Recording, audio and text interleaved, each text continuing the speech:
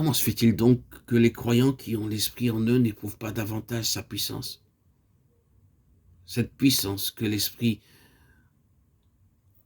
veut nous enseigner. C'est parce que ces croyants ne connaissent guère et ils n'honorent guère l'Esprit qui est en eux.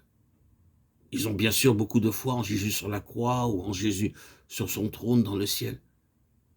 Mais ils n'ont que peu de foi en Jésus demeurant en eux par son Esprit. Ce qui manque à ces croyants, c'est de croire à l'accomplissement de cette promesse. Qui croit en moi, des fleuves d'eau vive couleront de lui. Jean 7, 38. Croyons que le Saint-Esprit réalise en nous la présence du Seigneur Jésus lui-même. Et ne le croyons pas seulement en usant de la foi de notre intelligence, en cherchant à nous convaincre de la vérité de ce que Jésus nous dit. C'est par le cœur qu'il faut le croire. Le cœur où demeure l'Esprit. Le don de l'Esprit est tout ce que Jésus nous dit de l'Esprit donne vie à cette parole. Le royaume de Dieu est avec vous. Luc 6, 20.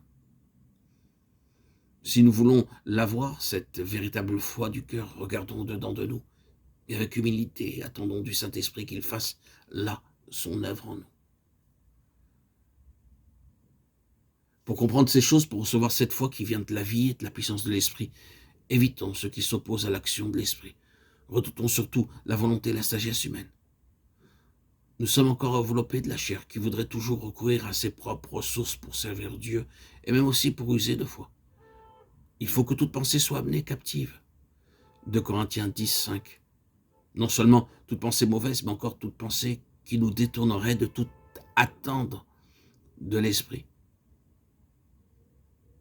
Mettons au pied de Jésus toute volonté, toute sagesse propre, et là, attendons tranquillement avec foi.